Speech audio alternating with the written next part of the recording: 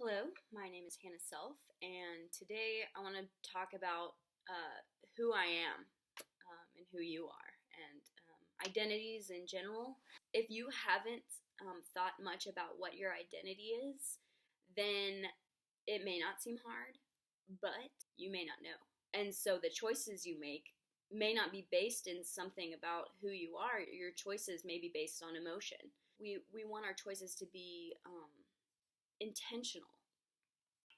So, first, I want to talk about what you may have previously defined yourself as. In the culture that I'm in, which is Texas, well, now it's Louisiana, when they ask, what do, they mean your job.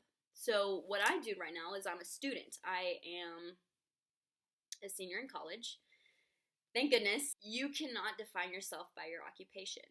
And the question, what do, should be so much more broad than your job, because your job may take up more time than really anything. But what if you don't like your job? What if your job changes? And then suddenly you have a new identity. I don't think that that should be the first thing that you think of whenever you think about yourself, because you are so much more than your job. Your education. Now, you may think that once you're educated, you're educated. Once I have a degree, I have a degree. However, as you age, new information comes. And so a psychology minor in 2019 may be different than a psych minor in 2029. So education becomes dated. I know that lawyers and CPAs go to continued education, so they continue to be licensed. But you're more than your education too, and education doesn't take up as much. Well, if you're a student, it does take up a lot of your time. But if you are an adult in the workforce, education doesn't take up so much of your time, unless you're a teacher, which would go back to your occupation. Can you identify through your wealth if you're a billionaire or a millionaire? And my answer is that that also is not as solid as your goal should be, because wealth status changes. People who identify themselves as millionaires or billionaires, what if they lose their wealth? What if another stock market crash or housing market crash? What if the economy goes to ruins?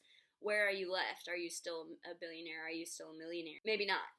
Who you are should define how you spend money, even. So, what about hobbies? I'm an artist. I'm a writer. That is description, yes, of who I am. I don't know if you can tell, I'm digging for more. Hobbies and leisure activities are so important, and leisure is not the same thing as entertainment, but that is another story completely. What about family? Family is so important to me. But what if you have a toxic family? What if you, as you get older, your parents pass away, you're no longer a daughter per se, and what if you get married, you're a wife, and then you get a divorce and you're no longer a wife? That's painful, and that takes some true identity seeking. If you had defined yourself by your wife status, and suddenly you're not a wife anymore, that can be a hard change. And suddenly you're forced into this idea of who am I when you've never thought about it before. And so we're going to prevent that. Getting closer to what I'm searching for is spirituality. If you define yourself via Christianity, if you are spiritual or religious, I definitely suggest that you use those values. Those characteristics should help you define who you are. But what I'm really searching for here is you are your values. Your emotions are no longer reactive. Your emotions are planted in values. I believe that everyone should have a personal mission statement. You know what a mission statement is. A mission statement is usually used by a business to say what they stand for, what their goals are, something that sets the foundation of a business. Let me give you an example. Let me tell you what my personal mission statement is, what values I define in my life. I believe in honesty, integrity, love, peace, and growth. You may notice that I limited to 5, and you can say, how there are so many values, how can I limit it to 5? Well, I believe that if you have a huge category like love, huge, you should have subsectors of love.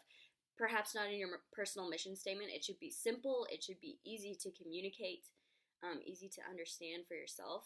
Let me tell you a little bit about how honesty became one of my values. I confess that I lived a double life for about 4 years. And I will probably post another video about that because it's very personal to me. If you're interested, let me know. If no one's interested, then why would I tell anyone? Integrity, that's not something that changes. Your values motivate you. And love, I think, is a huge one. It's so easy to misunderstand love because it's not an emotion, it's an action. Just like being honest, you have to be honest. You have to love. You can't just feel love. Because if you just feel love, it's very unstable. But if you be love, then it's part of your identity. All right, my next one was peace. That is something that I've had to learn through years of therapy. But peace and contentment about your situation doesn't necessarily mean you're happy with it, but you are peaceful with it. Controlling what you can control and peace in what you cannot control. My last one was growth. I believe that I personally need to grow every day. Every day I need to learn something. I've made mistakes before. Everyone has. But I don't want to let those mistakes define me. I want the growth that has come from that to define me. Because I believe that growth is strength. It's humility. It's a plethora of things that aren't necessarily in my top 5. But like I said, there are subsectors of each one. If you've read my blog, you know me.